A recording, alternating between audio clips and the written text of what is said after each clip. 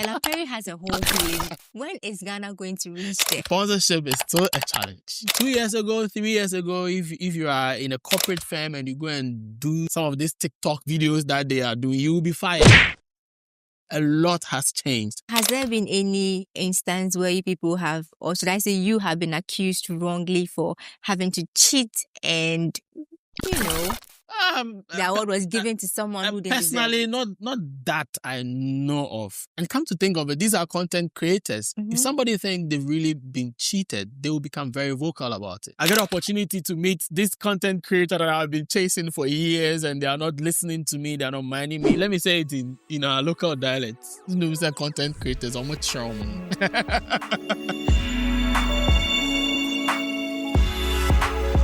Welcome back to the Jenny Lifestyle Lounge. Today we are talking to the mind behind the Ghana Creators Award. We are going to dive into how these digital creators are celebrated, the challenges, and how this award is about to change the game, or maybe how it's changing the game. So let's get started. Berima, the name, is it Berima or Berima? Because I have had an Oberima on my show. Berima. Yours is Berima. Yeah, Berima Morning Summer. Okay. Yeah. Oh, that's a nice name. And the Entamoty came from where? I mean, Yeah, that's a name we know from the industry. is kind of a stage name, but it's also my brand, which is the Entamoty Media, right? Okay. So it's a digital marketing and creativity brand. So yeah. Right. I mean, you guys have been the pioneer. You guys have been there. So we are not going to talk about content creation and all that. The focus is going to be on the award. Yeah. Right. So before that, how did you even start this whole thing? How did it come to play? Yeah, I mean, well, I didn't start. Okay. We started. So Right. yeah, I mean, big shout out to the whole team, that, we came together for this particular project. It's been something, how many years now? I think we're almost 5 years this year? Oh, wow. So yeah, it's something that we've been doing for a while. Fortunately for us, we've chalked a lot of successes from the beginning, since the very first one, which we did at Z-Pace head office with the swimming pool and all of that. It was so exciting. That was the first time ever that you saw YouTube creators, coming together under one umbrella, sharing ideas and, trying to connect with each other and everything. And it was very nice, right? So when we saw that success, we realized, no, we need to continue up from there, and from there it's been just success upon success. But what inspired this? I want to know, because you just didn't get up to just... the creative industry is really growing. Yeah. In fact, when you take Gen Z, Zoomers, and even a little bit of millennials, most of them are into content creation, which means that it is the future, right? So if this is something that a lot of the younger generation are participating in, why don't we create something to, celebrate these ones or, bring them together?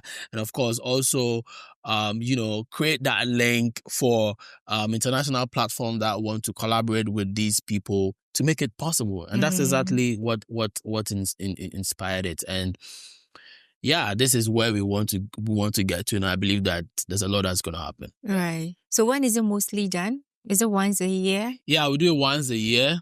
I think mostly we do it in November. Okay. Yeah.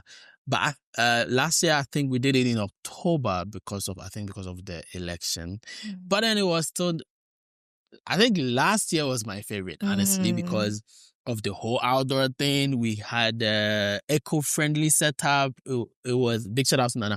It was amazing. Right. We had speakers flying in from Canada, USA, and other places. And it was just good seeing content creators excited. And we had a lot of brands also come on board as well. There were too many brands last year. We're just hoping that this year will also be much more better like that. Right. Talking of brands, now, how were you people able to get them to sponsor these shows? Because we are in an industry where the focus is on music and films, right? So how did you people get them to board? Yeah, I think sometimes it's more about how you pitch and how you sell the products that you have. And for me as a digital advertising expert, I see this as a product. It's not an event, right? So you need to sell it to them. You need to let them know why it is important for them to come on board and, partner this particular program. What is in it for them? It's not just about you just going there and making noise about, the people that are coming on the stage, Wodemaya has this 1 million subscribers. Kojo Jordan has... No. Are they going to post about the brand? Hell no. So what is it? What is it that when the brands come on board, they are going to benefit? So this is what we try to sell to them. And for me, fortunately, because of, my ties in the industries, more often than not, I have a lot of friends that are in these industries, all these tech firms and all of that. So it makes things quite, easier. Okay. Because some people, they just come, okay, look, I just want to support it because it's you. Not for anything, right? Just because it's you is very much. You've done quite a lot for the industry. I was like, okay, that's fine. I respect that. But you still have to be on this because there's a lot of creatives here that you have to see how best that you can collaborate. So I try to sell to them the value proposition. Right. Yeah. That's a great one.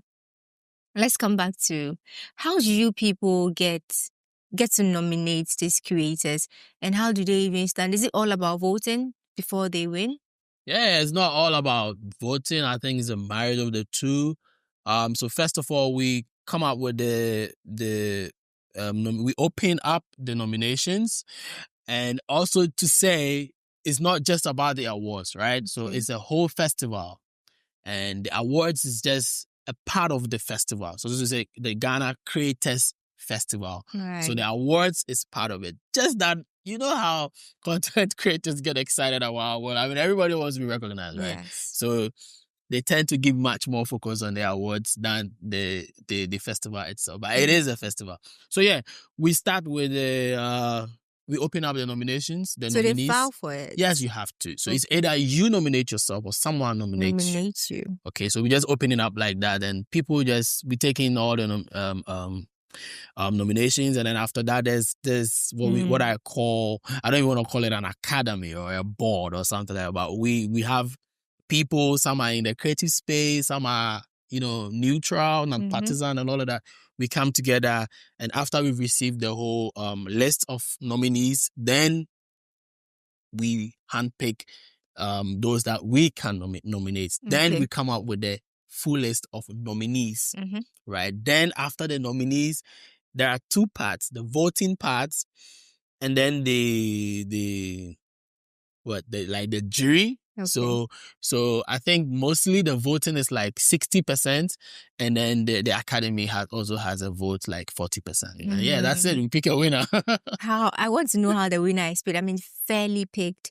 Because since you said there's a jury, sometimes it's not only about the vote. It happens in such a country when things are, you know what I mean? Oh, no, fortunately for these events like this, we've not, mostly some awards events, and you get people coming and calling, you have to give me this award, I have this amount of money. Right. Can you believe we've never experienced anything like that?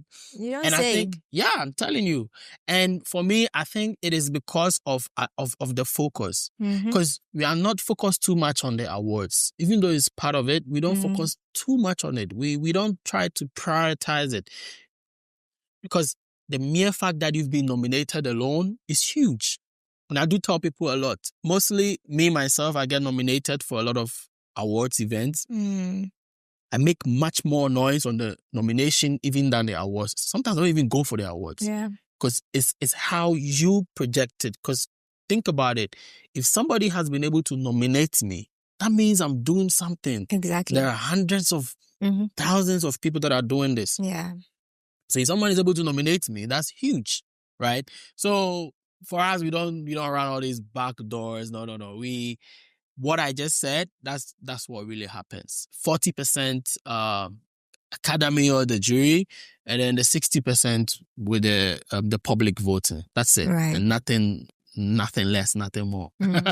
But has there been any instance where people have, or should I say you have been accused wrongly for having to cheat and, The award was given to someone who didn't deserve personally, it. not that I know of. And come to think of it, these are content creators. If somebody think they've really been cheated, they will become very vocal about it. You know this, right? So nobody has come against you. They don't come at you, people. Not me. No. You know, and I have a lot of things that I'm doing. So it's like this is the only thing. And right. I think you wouldn't think of yourself even doing that because you realize that, oh, now what am I doing? You know, and if you look at the kind of partners and the kind of people that are involved in the whole scheme, you realize that it's not a joke. And hey, we've been doing this for what, 5 years? So why would we cheat someone for exactly what, you know? So no, we've not experienced that. No. Right. But so with this and having the sponsors to come on board, I mean, these are big brands. Yeah. And do you think they have now come to accept the importance of creators in our industry now? No, well, not entirely, but I think gradually we getting there. We've all seen the power of content creation. Look at what TikTok is doing right now. Right. I mean, I was telling somebody that, look, 2 years ago, 3 years ago, if you are in a corporate firm and you go and do some of these TikTok videos that they are doing, you will be fired. And I see brands like UBA. I don't even care mention the name because it's out there. UBA, and you see their tellers dancing around. I'm like, bro, a lot has changed, right? So they are beginning to understand the power of content creation.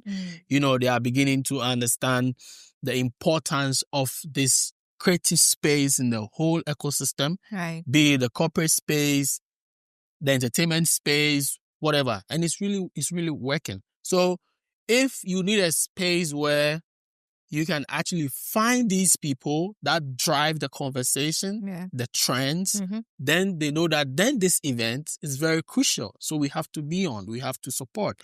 Because at the end of the day, I get an opportunity to meet this content creator that I've been chasing for years and they are not listening to me, they're not minding me. But as a brand, when I partner these people, they're able to make it happen. Right. You know, because one, they're gonna be there, and another thing is that the team is also directly involved with this people. So yeah, gradually, I would say that for a brand that is not really looking at the creative space so much or taking content creation seriously, they're lagging behind, honestly. Yeah. Has there been moments when you people would have to send these creators to the brands to pitch to them in order for you people to get the sponsorships? Or creators to go to the brands to pitch to them? Yeah, moments when the team, as in the festival, those who are behind it, have to work with a creator just for the creator to pitch to the brand for you people to get sponsorships. No, so the funny thing is the people that are part of the team, most of us are content creators ourselves. So, you know, I create content, right? I still do. So, yeah, at the end of the day, even the team that are pitching, we're able to use our own past experiences with brands and how we've been able to help certain brands to get to certain level with our creativity. And so with that, we're able to do the selling there right now. Right. So you don't necessarily need to go with some of the creators. But then it's the interviews that we sometimes move with some of the creators. And then you have the interviews they share why they are part of this and all of that. Because I know we've been on interviews with Shark Boy, Ivy Prosper, and, other renowned creators like that. Right. And these are people who are doing, so well in the space, so I can relate. Has there been, you said 5 years. That's a number of years there. What has been the challenges so far, having to deal with people, the trust, the ego and all that? How are you people dealing with it? Challenges. Yeah, sometimes we get, with the people part. I think the people part, we try to normalize it. We feel like, oh yeah, these are content creators, so it's normal. Like if someone is agitated or if someone is throwing some tantrums or whatever, we normalize it. Like it is what it is. These are content creators. So, and because we are also creators, it becomes easy. Like we don't make a big deal out of it. We don't make a fuss out of it. Venue sometimes is a big challenge. Even last year we had a little challenge getting a venue, but big shout outs to what's the name of the venue? Jumbo Spaces. Big shout out to Jumbo Spaces. They supported us last year, Ohima and the team, Mr. Meister. I mean, it was great. It was an amazing journey. But yeah, venue is sometimes one of the challenges that we face because sometimes the way we envisage the whole events and the way we want it to look like, we don't get the venue that suits that kind of aesthetics and that kind of vision and that kind of look. No, not some Coachella things, but we want to have some sort of a feel. And sometimes getting a venue in Ghana is a little bit of a challenge. But yeah, hopefully I think there are some nice venues that are cropping up lately. So maybe this year we'll get something probably much better than last year. So yeah, that's a challenge. Even though somebody might think it's easy for us to get sponsors, sponsorship is still a challenge. Because you have to talk and all your energy will finish before you're able to get somebody on board. But yeah, so yeah, securing sponsorship is also a challenge, as you're saying. We are just praying that these brands are able to come to the understanding of the knowledge that this is the era that we are in now, and it is important for brands in Ghana to support creative events because that's the only way they can thrive, and that's the only way that they can also, of course, also renew their creative minds on some of the content that they should create regarding their brand. Right. Talk of this challenge, especially having to deal with the venue. Have you people not thought of a moment or a time where we want to build something that will suit our aesthetics you are talking about? Tyler Perry has a whole village. When is Ghana going to reach there? Jenny, you want to give me $1 million? Just like you want to raise $1 million for me? Sponsorship is a problem, but the brands need to understand that we've gotten to that point and social media is now a thing. Content creation has just come to stay. Yes. And so then why are we not getting to that stage? I don't know if we have a say when it comes to the government. Yeah. But there should be something that we need to build. I mean, for this festival, we can. Are we working towards it? Okay, you're saying we should build our own. Yeah, because if the venue has to be, yeah, but it boils down to funding, right? I mean, this is a high capital stake, proposition and so that you're talking. We envision that. Yeah, of course. I mean, why not? I mean, we're not giving it 10 years. This is what we are looking forward to, right? Okay, and for me, sitting here, I'm just looking at a global brand, because normally some of these things I don't even look at locals because sometimes they don't understand what you're trying to do. So let's say like TikTok or YouTube, they come over, look, let's do $3 million. Let's create something, and it's so feasible, right? I mean, we can do it. Looking at even what we've been able to create with literally nothing, and then if you have this kind of funding, it becomes highly feasible. And so, yeah, I mean, we're looking to that, and we are just praying that, we get that kind of sponsorship fall on our laps, right? So let's see how it goes. We are very positive. Right. Fingers crossed. We are hopeful. Yeah. Has there been a time where you would have to put any creator on board and they have refused to? And why? Of course. What are their reasons? Oh, let me say it in our local dialects. Say content creators, I'm sure. So yeah, I mean, I don't want to mention names. So, but then, yeah, you had people that have, hey, you posted me without consent. Can you take it down? You know that intellectual that property. kind of like, oh, okay, cool. But it's those are some of the. Yeah, I've had quite a number of content creators that do that, but it's fine. I mean, we don't have a problem with that. Right. The fingers are not equal. It's not everybody that will understand what you're trying to do. But the funny part is, the same people, they'll be running to some of these global brands and global events, and sending them email. It's funny because we are friends with some of these people. They don't know that we know these things, right? But we don't want to talk about it. But this is what happened. And at the end of the day, you're having one in your own country. Why don't you support it? Yeah. Why are you going helter-skelter chasing this? Support this, and it can get to that level that Exactly. you are chasing. Yeah. So, it's a, sometimes people feel like, okay, you are doing this for your own benefit. No. At the end of the day, imagine if we have YouTube, and by the way, we've had YouTube partnership before. Okay. And all these bigger guys like coming on board fully. Who do you think stand to benefit more? The content creators, right? Exactly. Because at the end of the day, these people, they have other creators in other, and all this collaboration, and everything becomes so easy. And if we really want our voices to be heard, this is how it is done. Good. Good. Moving forward, are we looking at we having to bring in other creators from African countries?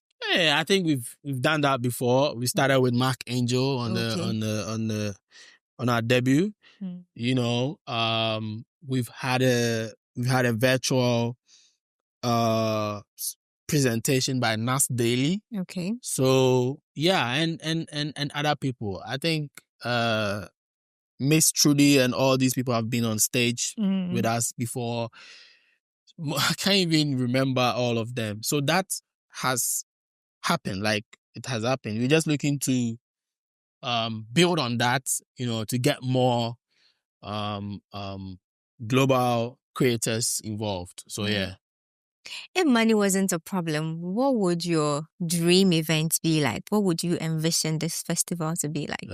Give me a dream. Let me fantasize on something. I think I even mentioned Coachella when we were having it. But yeah, I'm just looking at something like that. And just not just about a festival, like the intense training.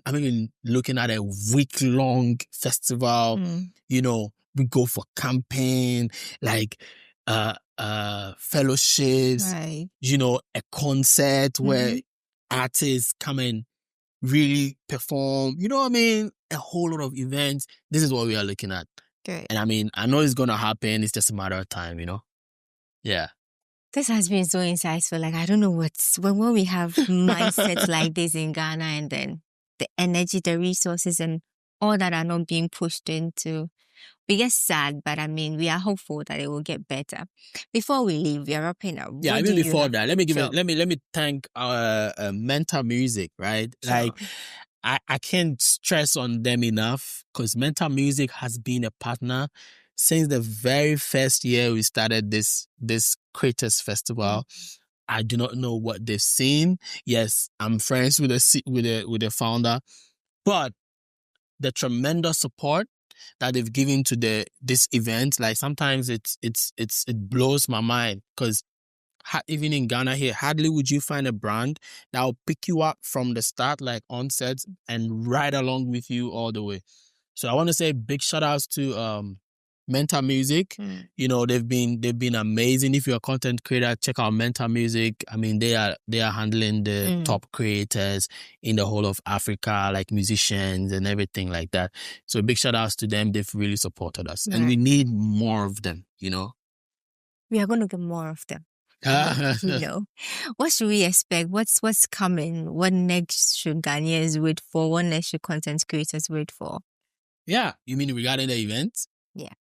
Yeah, a lot is changing. There's a lot of trends. Look, AI is taking over, and blockchain. Look, there's a whole lot of things that are coming into the system, and I feel like creators need to get to know of this. Yeah. And I feel like creators must create content around these areas that we are talking about. You know what I mean? There's a whole lot of things that are happening. Even in food, there's a lot of developments that have happened recently. So these are some of the conversations that we're going to have this year, per the trends that is happening in the creative space. And yeah, we are building up on the success of last year, and this year we are looking at having a much bigger, flamboyant, attractive and exciting and yes, environmentally friendly events again. Right. We are going to add hours for prayers. So we know it will work hard. Until then, you guys should just, you have the voices. Social media is doing wonders. Let's support our very own. That's what I always keep saying. Because without us, where are we going to be? Let's keep pushing. Let's keep thriving. Let's make this festival big. Like in the next 10 years, we'll know that this interview we had has gone a long way to change things. Until then, we are so thankful that you made this Thank happen. you very much, Jenny. We appreciate it. Thank you. And don't forget to like, comment, and subscribe. We'll see you another time. Bye.